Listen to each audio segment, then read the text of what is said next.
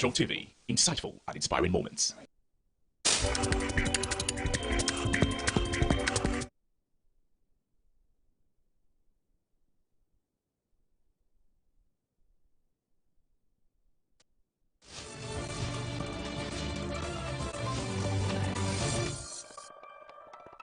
Hello and welcome to Good Afternoon Ghana. I'm Francisca Capra-Fossen. Today we're looking at two major things happening today. Last night was census night, and we know that travelers and outdoor sleepers were counted. We'll be touching base with our correspondents. We also hear from the president who's been counted at the Flagstaff House or the Jubilee House. And then we'll be looking at the flooding situation in parts of the country. Saturday's rainfall led to some flooding, and we understand that 5 people have died in the Ashanti region. We'll also get to Ashanti region and find out what the situation is. We have NADMO and the AMA joining us for that conversation. This is Good Afternoon Ghana. Stay with me.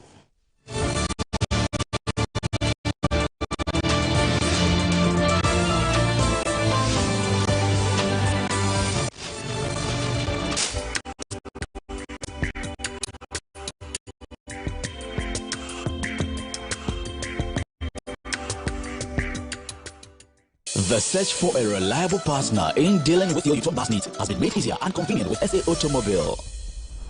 SA Automobile, formerly U-turn Ghana Limited, has been in the business of offering quality U-turn product and services at competitive rates.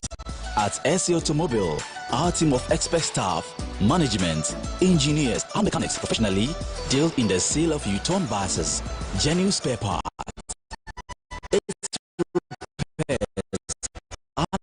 maintenance at a highly effective workshop with remarkable speed. We also have available the sale of Camel car batteries, which are and gas spare parts,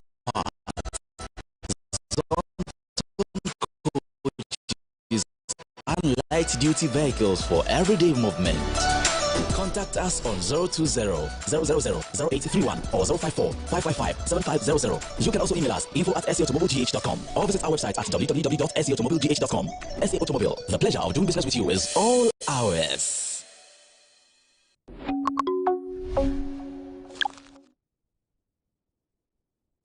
Bonsoir, monsieur. Madame. Et voilà. Ah, babe, what is this? This is the escargot and the foie gras. Oui. Where did she go? You pa one kasa who say obase your fafiadian. Eh? It's been long since you ever felt like this.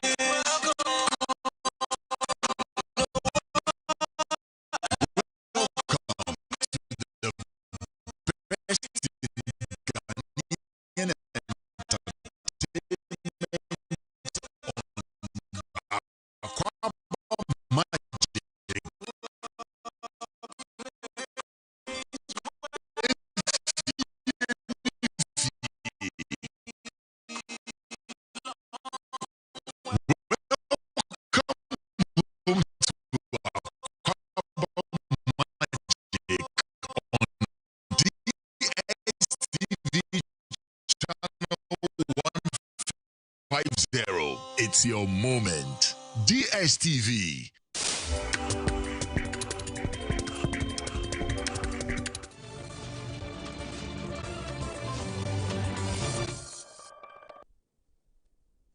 Welcome back to Good Afternoon Ghana with me, Francisca Capra-Fossen. I was just having a conversation with my guests in the studio, and I guess they were teaching me some account spelling over there. But what we're going to do concerning the census is that we're going to look at some slides, and this is just for educative purposes. So we'll take you through a few slides for everybody to understand what this census is about, the purpose of the census, and then our guests will also help us break down the information. So first point is who qualifies? Well, all persons who spend the night in a household or institutions, outdoor sleepers, and in transit in Ghana during the counting period will be included. So this is referring specifically to last night. Last night was census night, and we understand that it was travelers and outdoor sleepers who were counted during that time, and it continues today.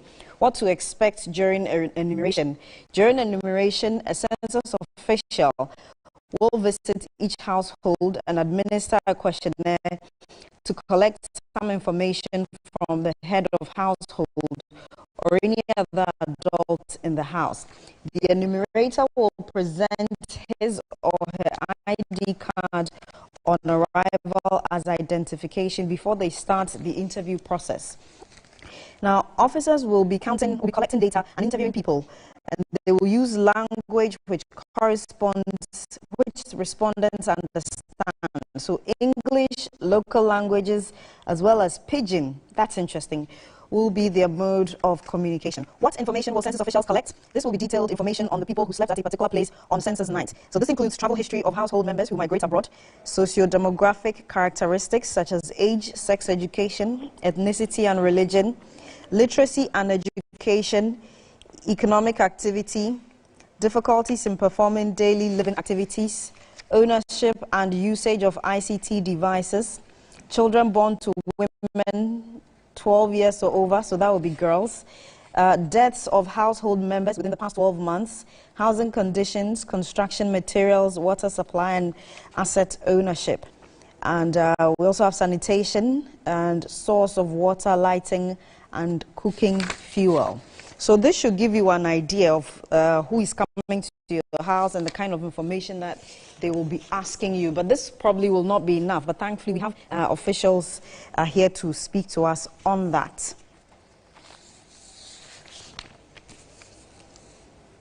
Yeah, so back in the studio, let me introduce my guests for this conversation about the 2021 Population and Housing Census. I have Dr. Peter Techi Pepra. He's Head of Field Operations, Survey and Census Organization. Good afternoon to you and thanks for joining us. Good afternoon, Francisca. Great. Also is Mrs. Abna Asamoah-Biah. Oh, I got it. Mrs. Abna Asamoah-Biah Osei Akoto, Director, Survey and Census Organization. Ladies and gentlemen, thank you so much for joining us. My first question really is to understand why we need to do the census. We couldn't do it last year because of COVID. Here we are this year. We've been given the grace to do that. We need to understand why we're doing that, because we know that there are some misconceptions about people, strangers coming to you, asking you for information, etc. So while you mull over that, I want us to hear from the president, and he's been addressing some of the misconceptions, encouraging people to welcome the census officials into their homes and give them the information, and they're assuring them that their information will not be used for anything untoward. So let's hear from President Akufo-Addo. He himself and the First Lady Rebecca Akufo-Addo were counted at the residence of the president at the Jubilee House.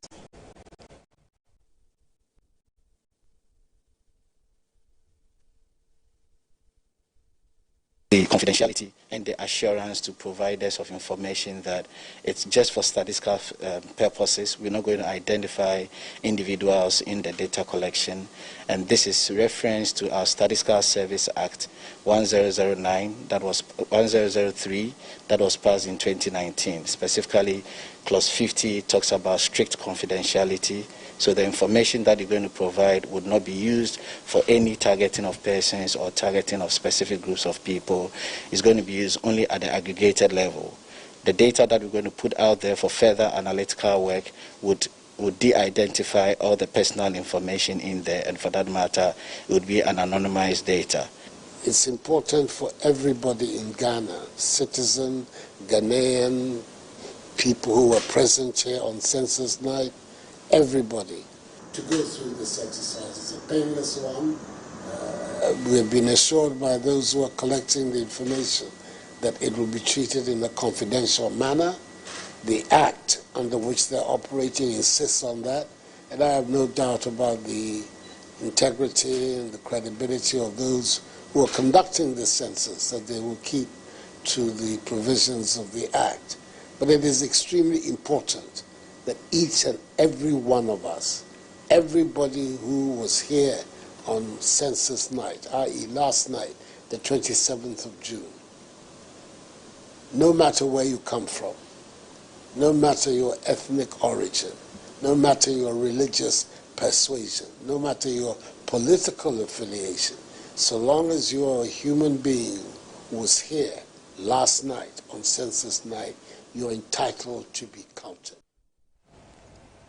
So that's President Akufo-Addo, and it's important. He's entreating people to give their information and not be worried because there's confidentiality assured. This is where I want to bring you in, Mrs. Osei Akoto. Tell us why, as a country, we need to do this. Thank you very much for this opportunity. The country, needs data to work with. And even you as an individual in your various homes, if you are going to cook, you have to find out the number of persons in the household before you cook. It's been time past, we used to cook for the food to go waste. But now we've realized that if you waste food, you are wasting your resources. So you want to find out the number of persons in the house. Even when you are even inviting people to your home, you find out their number in order to cook to meet that number. So numbers are very important in planning. And if you are running a country, if you are running your home, if you are running a business, it is very important to have numbers to be working with to help you plan appropriately. So as we are in our various districts, various communities, we also need to find out, need to know the numbers that are living in that community. And then in planning, we also know how best we can plan when we know the numbers. So it is very important to get to know the numbers when you are planning. And then we have categories. Getting to know the numbers, what are the characteristics that go with the numbers? So in censuses, we get the opportunity to get some characteristics that goes with the numbers. And it is one exercise that goes across the whole country that will get everybody involved.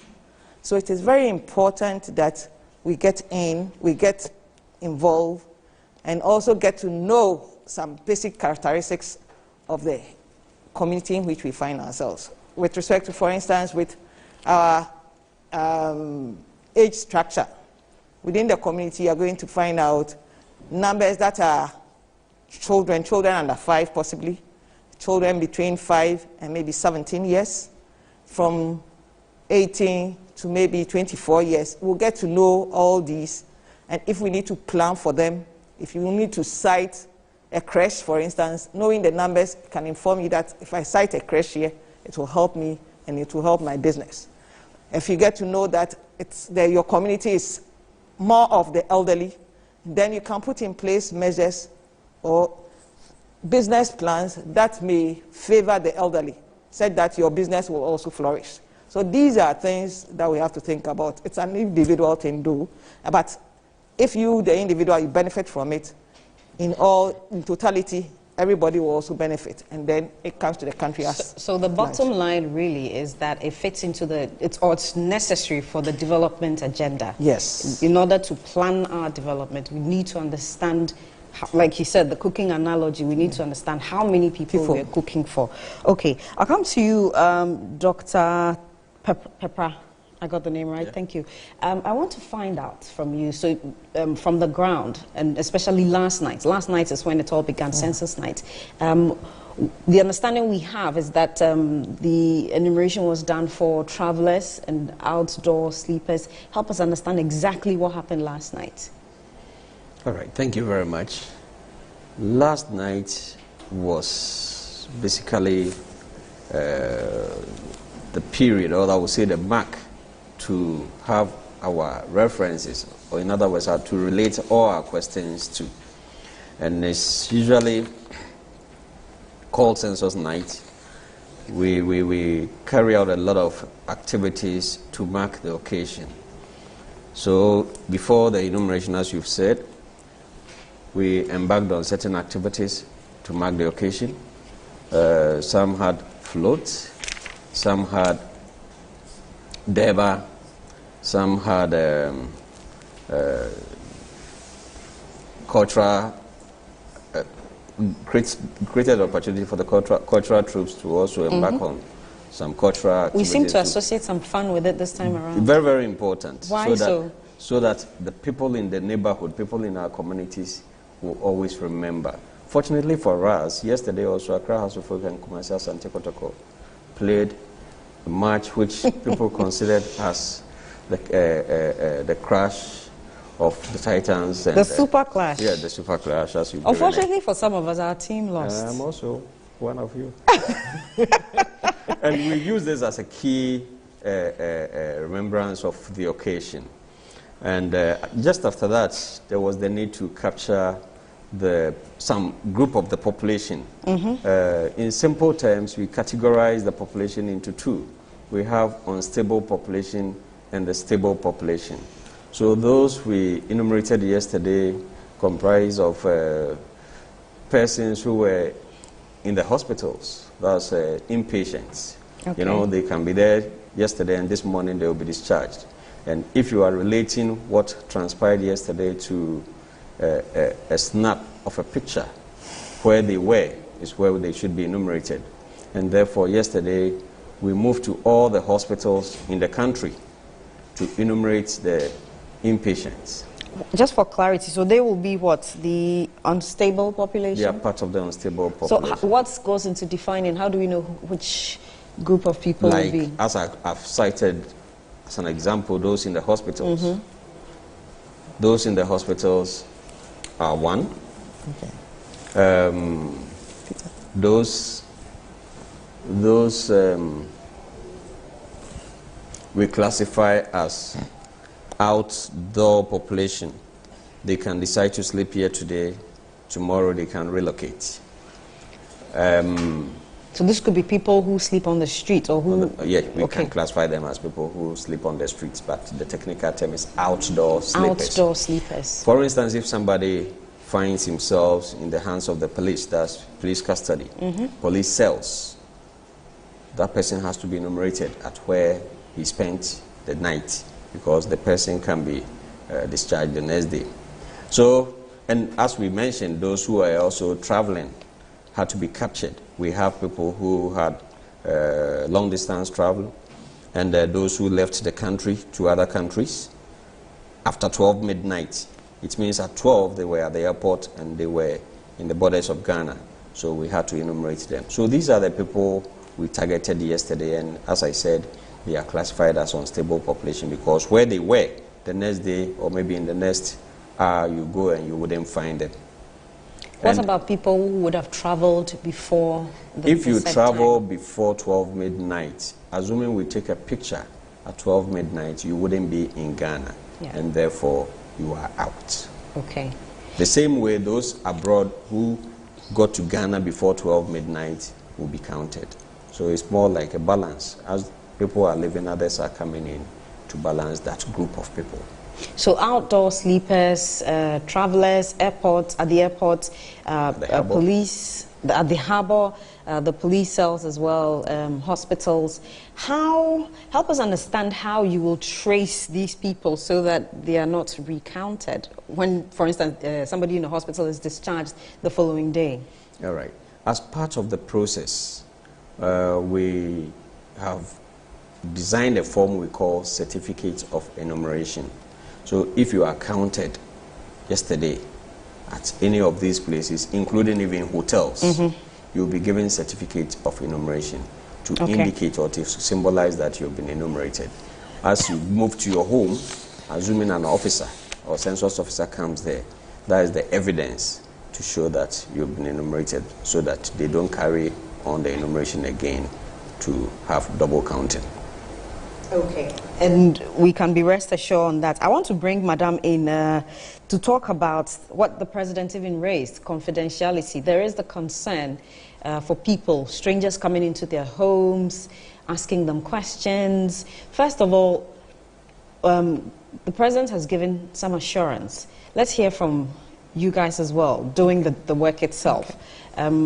Would there be an expectation if somebody walked into my house and I was not comfortable with it? What's the person going to tell me to make me feel comfortable? What should I expect? Okay.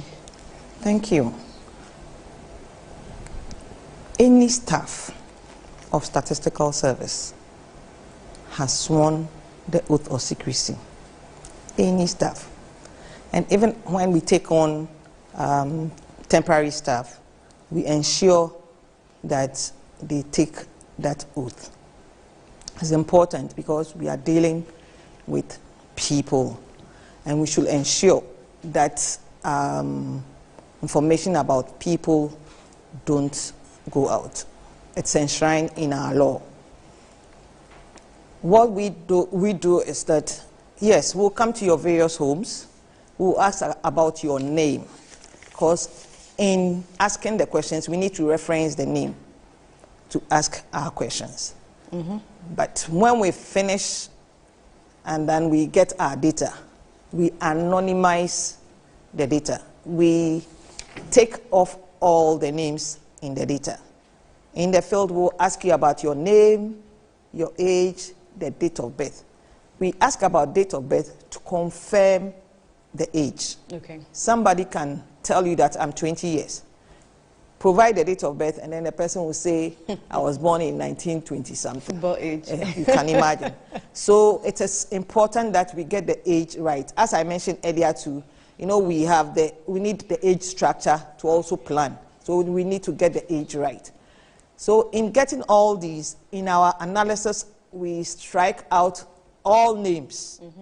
All names, anything that will identify an individual, we strike it out. Even when we are analyzing the data, such that for a particular variable, and then in bringing it out, it's going to disclose that this individual we are talking about, we shelve it. We don't analyze that. We don't bring it out, and we ensure that we anonymize it. Okay. So that I assure the public that any information you give out will not be disclosed.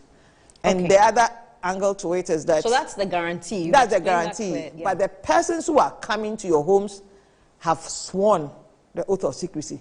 Should the person divulge any information, the person is liable for prosecution. And the prosecution, either you are in prison or you are given a fine, or both. So they are very much aware of that. Please. Okay, I've just received notice that former President Kufuor has been enumerated. So my producer is going to display that on the screen in just about a few seconds. Yes, and...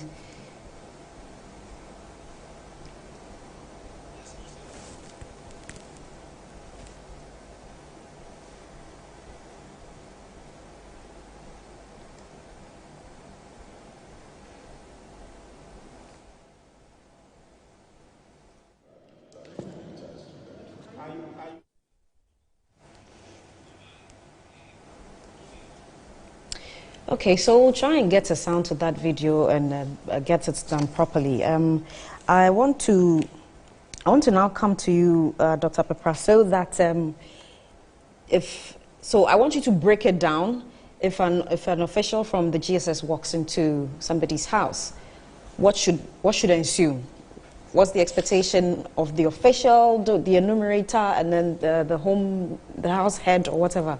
What should ensue upon arrival? It is expected that this officer going in for the interview would go with something to identify him or herself. All of them have been given letter of introduction. They also have ID cards. They have blue reflected jackets.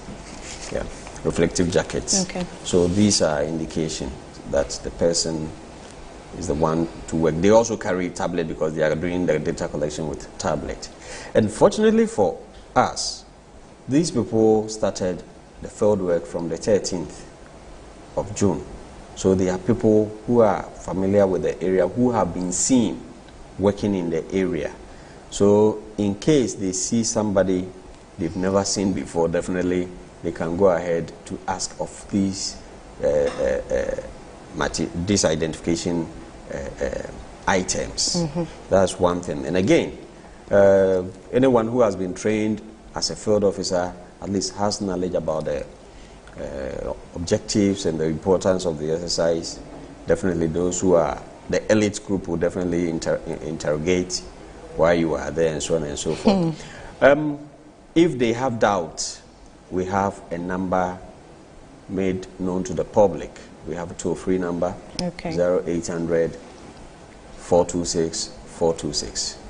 Most often, I'll ask you to repeat that so that my producer can pick it up and then display it for anybody who's having any confusion or needs some more clarity. Yeah, as I said, the number is 0800 426 426. And it's toll free? Toll free. Okay. To add to that, each person conducting the interview is called an enumerator who works under a supervisor. If you have any doubt, ask the person to call his supervisor to come over, or any of the team members to come over, because they are working in teams, but at any particular point in time, each is working in an enumeration area. Unless the area is relatively large, that maybe 2 people will be put together to move and work. But definitely, you can ask of the ID cards. The ID cards also has a QR code. Those of us who are IT inclined can also scan the QR barcode, and it will give you information about statistical service, which nobody can get it and just use it. So there is also one security indicator to ensure that really the person there is a census officer. Okay. And just so we're clear. Can I just add to it? Very well. Their attire, the reflective jackets, the caps, the what other things? The T-shirt that they wear. So they are branded. They are branded. They have the embossment, the logo of as you are here. Yes, population and housing census in it. So we should ensure that they will see that logo. As well. And just so we are clear, this is compulsory. This exercise is compulsory for everybody to participate. Yeah, by law it's compulsory.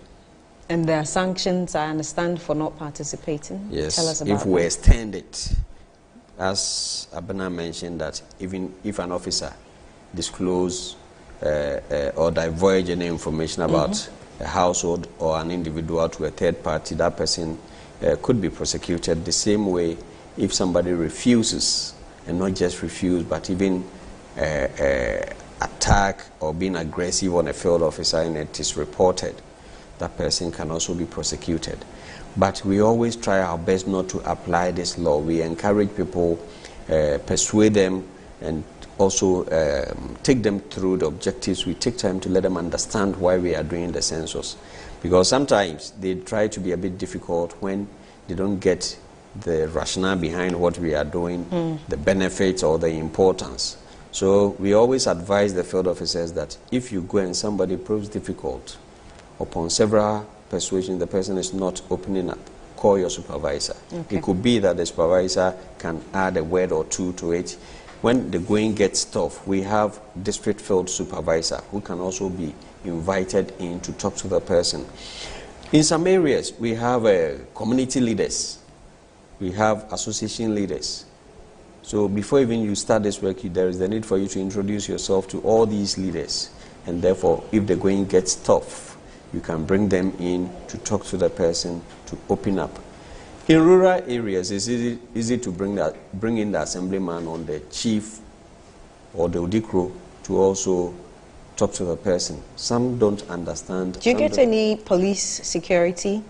We have. To ensure the safety of we have police security where we think the place is not safe. Most often they are not in, they are in plain clothes, but so you wouldn't see them, but they work closely with the team. Yesterday, for instance, at a point we need to move with the police, but the people around didn't even realize that we were moving with police.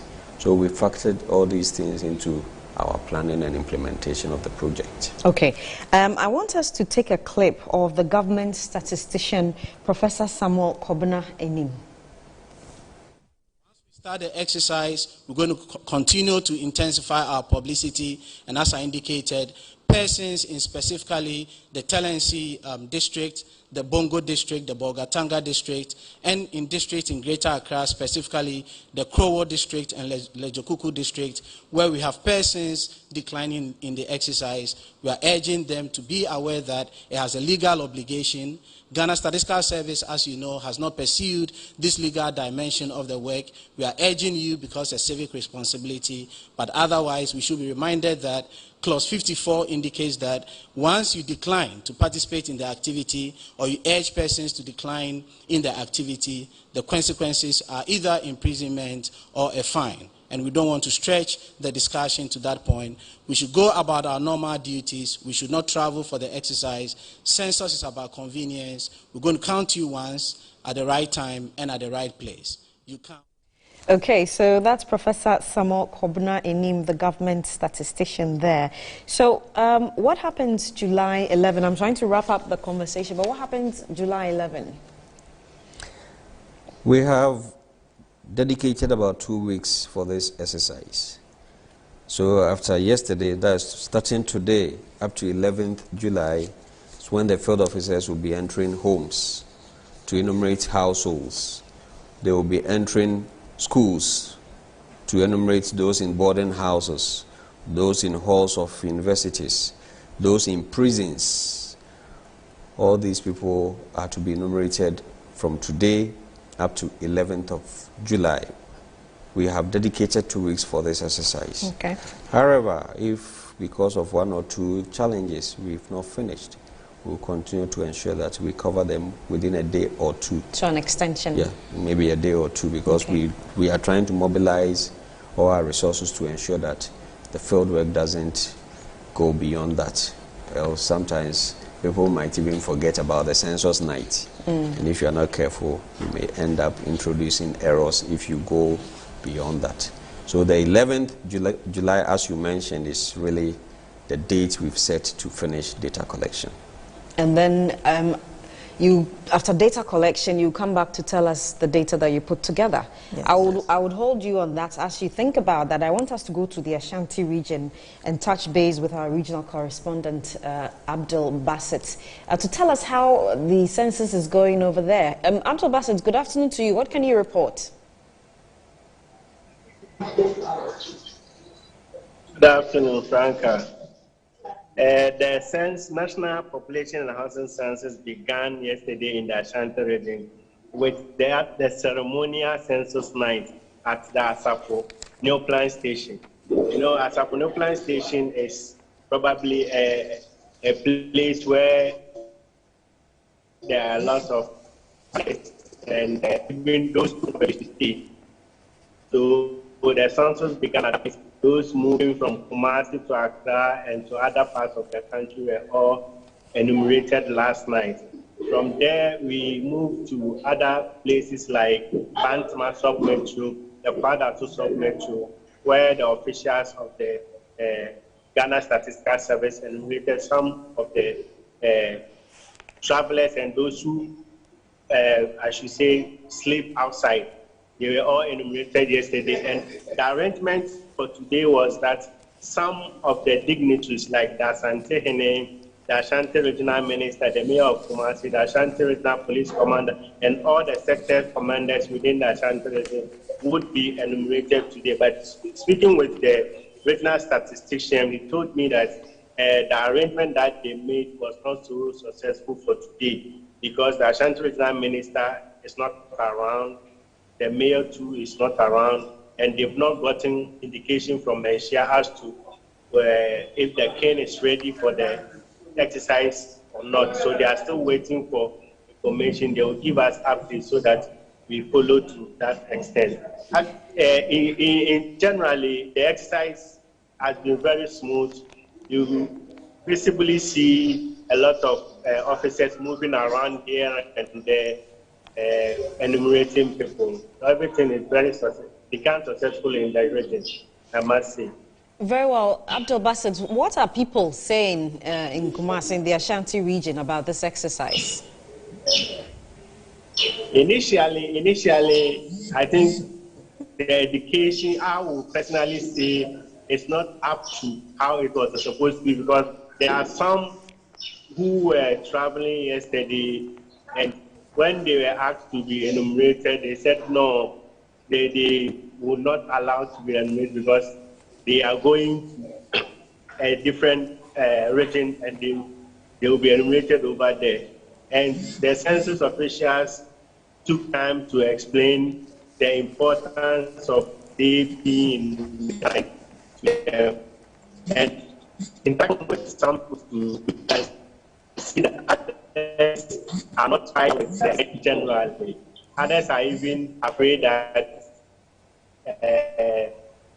what I think means they will be paid for a tax collection or something of that sort. So it's one of the ways are also educating people about. Okay, we apologize for that poor connection, but I guess we got a thrust of what he was saying was trying to allude to people having misconceptions there. That's Abdul Basit Suleiman, Ashanti regional correspondent from Metro News. I'll come back to Madam Osei-Akoto in the studio. It appears education is something that we're still talking about. And indeed, the GSS has been engaging the media prior to this, trying to put information out there and get people educated as much. Is education going to continue in the, during the census and maybe thereafter? Yes. Thank you for the question. Yes. You know, education, we don't end educating people. We keep educating ourselves. So even as we began, we'll still continue whilst we are even enumerating in various households. The enumerators themselves need to also educate the respondents on the purpose, why they are there, and the benefits of the exercise they are undertaking. We, when we get the opportunity at our various homes and our various workplaces, need to also educate our friends to the benefits that census taking brings to us. So it's important that we keep educating people whilst the exercise goes on, and even after the exercise, in order that subsequent exercises will be appreciated, and it will be relatively easier getting people to come on board. Okay, let's go to the Volta region and touch base with Christian Ahodia, the regional correspondent, to find out how it's going over there. Christian, good afternoon to you. Any updates from you?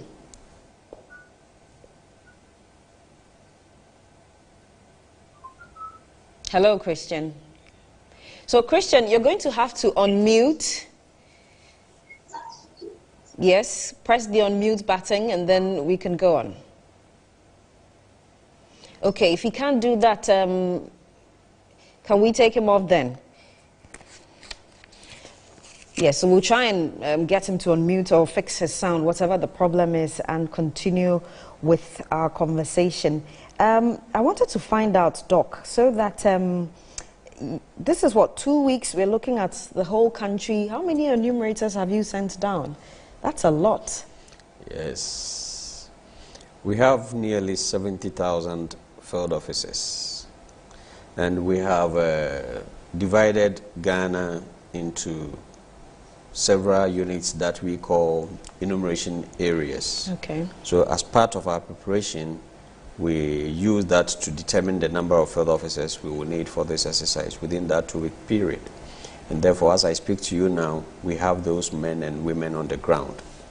And we've done the calculation to have a clearer picture of when we think they can finish. I want to poke my nose into your budget. How much is all of this going to cost then? You know, it came out that we are using 521 million cedis for the census. And people started doing calculation, asking questions. Hey, so can government release such an amount for census? Then you guys they use the word chopping money. But let me quickly add that, you know, before we got to this stage, we carry out we spent about 2.5 years doing what we call demarcation exercise. We sent people to the field for almost 2 years to create that unit of enumeration for the field work. After that, we also spent about a 1.5 years at the office for people to produce the maps and digitize them, because we are now in digital census. All these things, or these activities, took a portion of the money. We have spent money buying tablets for all the field officers. Every logistic that they are using is part of the money. We trained people at 4 levels. We had master trainers who were trained for more than a year, because they were taken through both virtual and physical training. That's face-to-face. whilst COVID was disturbing us, we were doing all these training programs. After that, these people, after realizing they have been well equipped with the knowledge and skills and ideas, they were also given the opportunity to train nearly 6,000, 7,000 officers who were used as national trainers. From that place also, we moved further to train nearly 11,000 people as regional trainers. And these regional trainers went down to train the 75,000 people for the data collection. And even the last level, we spent 11 days training these 75,000 people. As you are training people, you print manuals, you print questionnaires, you get a venue. They were fed breakfast, lunch, snack. They were given an amount of 30 cedis per day as TNT, and all these moved or were charged into that same budget. Of course, the trainers that you train and then became trainers will definitely be paid. So a lot has gone into it, and as we speak now, all the field officers are also going to be paid.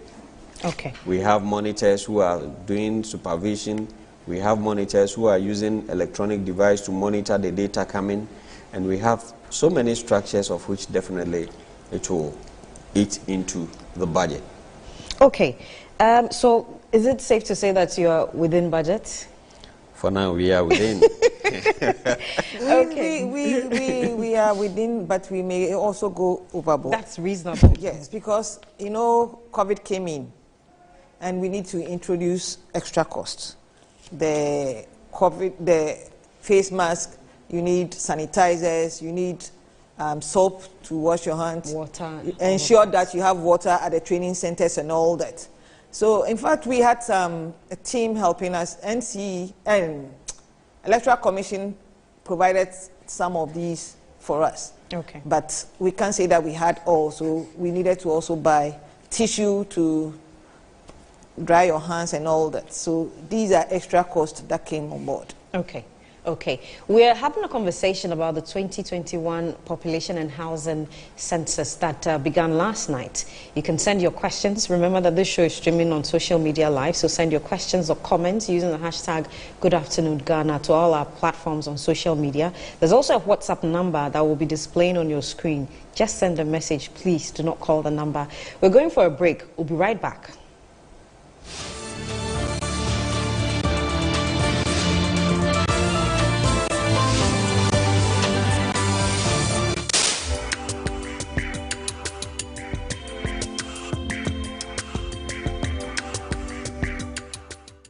UEFA Euro 2020, Europe's grandest football championship with Europe's grandest players.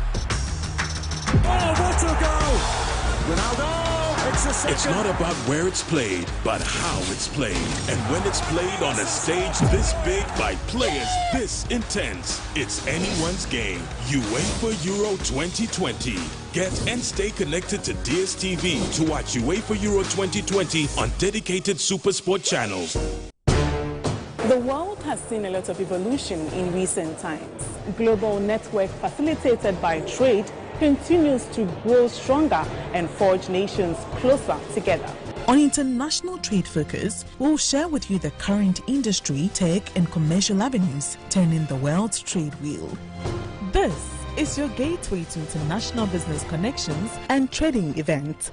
Get the inside views, vital information, trends and analysis on emerging trade giants in Ghana and beyond. International Trade Focus, the global television trade showcase, transcending barriers in creativity and innovation. Join me, Anna Spew, as I give you a whole menu of international trade activities. International Trade Focus, your timely business hub.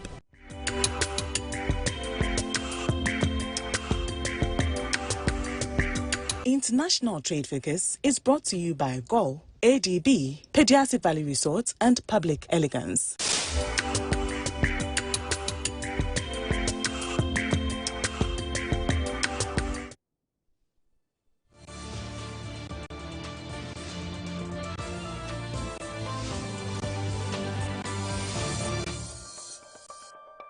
Welcome back to Good Afternoon, Ghana. We're wrapping up on our conversation about the Population and Housing Census 2021. My final question really is about a concern or a claim coming from the Fulani group, if I should call them. They are claiming that they've been excluded from this exercise. What do we say to that? Thank you, Franca. First, we haven't excluded anybody. Even if you are a foreigner, you are being counted. That is the first. And then, you know, we have ethnicity question. To which ethnic group do you belong to? We have 8 broad categories. And in order to help our enumerators to be able to align properly the ethnic groups that people will mention, some of the categories we've broken them down. Okay. For instance, Akan, we have about 18, 19 subgroups under Akan. We have the Chokusi, we have the Baoli. If you are an enumerator, you go to the field and somebody mentions that I am a Chokusi, and you are not abreast with these details, it will be difficult for you to know that Chokusi belongs to Akan. So Akan, we've broken it down, given examples to aid the enumerators to align the ethnic group properly. And these broad categories, we have 8. We have Akan, we have Eve, we have Ga Adangme, we have Gwans, we have Molly Dagbani, we have Mendis, we have Grusis, and then I think other.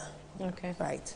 So all other ethnic groups find themselves under these broad categories. Okay. And in our analysis, we don't report on the smaller ones. It's these major groupings that we report under. The unfortunate thing was that they said we've misclassified them as to where they actually belong to. They wrote a letter to us, we sat with them, we deliberated, and then we've aligned them properly to where they belong. So it's settled? It's settled. And it's not only the Fulanis, there are others that come, they write officially to us, we sit with them, and then they also help us align them appropriately to where they belong. So just for understanding, when you say you align them properly, what does that mean? You know, for instance, the Fulanis might have said that we've classified them maybe under Molly Dagbanis. Okay. They don't belong there. They are part of the Mendis. So then they explain to us that this is where they belong. So we just put them under that broad category. Okay. And this must be stressed and stressed again. In our analysis, it is at the broad category that we do the analysis. Okay. Even when you come requesting for the individual ones, you won't get it. Okay. Thank you. Okay, and I think that's a good way to wrap up on this conversation. I would like to say a big thank you to both of you, my guests. Mrs. Abena Osei-Akoto. You left my name. Oh, no. Let me take that again. Thank you.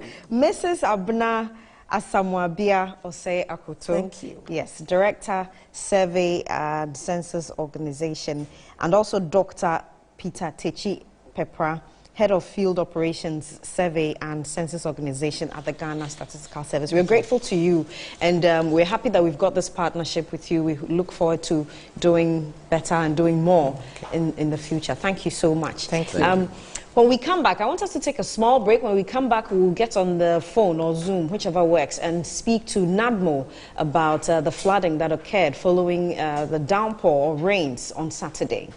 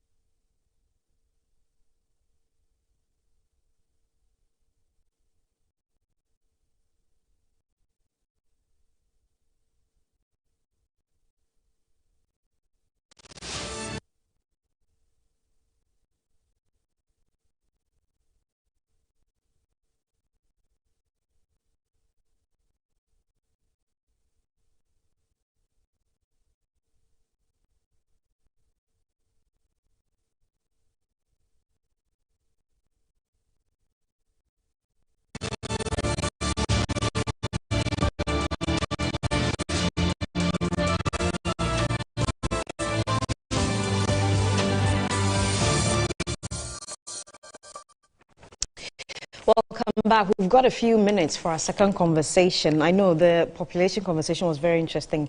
Let's get on Zoom or the phone lines and connect with George AC, the Communications Director for the National Disaster Management Organization here in Ghana, NADMO. Good afternoon to you, sir.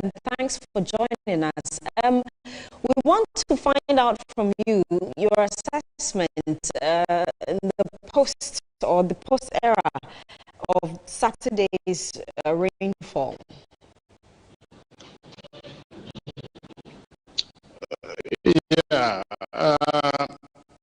The rains, we had a lot of floods in a lot of areas, which affected some people, but they are area flood or flash floods, which as we speak now, a lot of them have receded, and the people are getting back to their places. But the 5 hours of, almost 5 hours of rain actually got a lot of places in Accra flooding. Mm-hmm.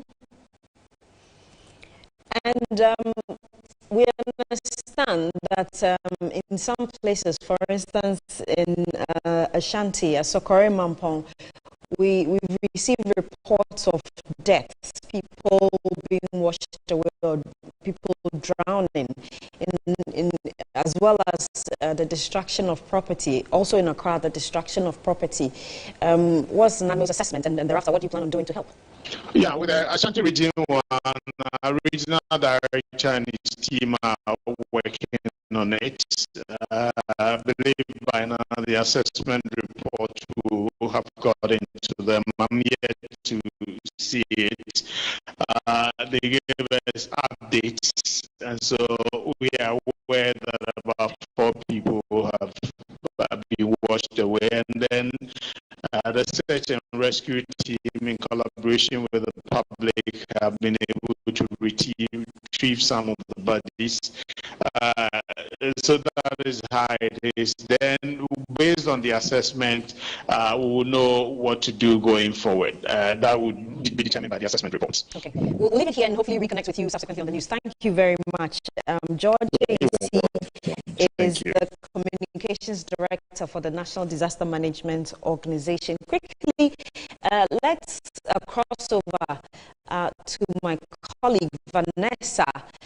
She's been touring some of the flood-prone areas. Franca, if you can hear me, we are right at the Odor River. And the residents have been complaining about how the flood affects them when it rains. And I have a resident with me who is here to share with us what happens when it rains. Good afternoon, sir. Afternoon. You're welcome. You are live on Metro TV. Please tell us what happens when it rains. How does it affect you? Oh, when it rains, there is a lot of flood here because there is more sands in the water, and they need to remove all those sands. But if they come to remove the sands, at times they remove some and leave some, and we don't know the reason why. So the last time they came and removed some of the sands, and today they are here. So we don't know if they are going to do the way it's supposed to be. And how? Because you can see them, they are trying to take out the sand. So you mean when they take out the sand, they just leave it there? They will leave it, and maybe like 3 days, a week or 2 weeks before they will come and carry the sand away. So before they come back, maybe if it's rain, the sand go back to the river. Okay, so I understand when it rains, it sometimes like spill come here like over the wall. At times it's do. So at times when it rain, it can come here, or we all live here and go at the back there. After the rain, the water come down before you come back again. So what are you doing about it as the residents? Oh, as for we don't have nothing to do unless the government come and do what it's supposed to do. That is the sand and the rubbish. Some people they put the rubbish inside the water, and that is very bad. But don't you think that where you are supposed to move because you are close to the river? Isn't that? If no, why moving to where? You have no place to go. This is where we live. So if the government can give us a place to go, fine, we will move to the place. But as at now, we have our cows here, and we live here as we live at home. So if you said we should move out, where are we moving to? So how long have you been living here? Oh, for a long time, for so many years. How many years? Oh, more than 20 years. We are here more than 20 something years. Okay. So what is your MC's, your district chief executive doing about it? So that's our reporter, Vanessa Boateng, at the Kwame Nkrumah, or near the Kwame Nkrumah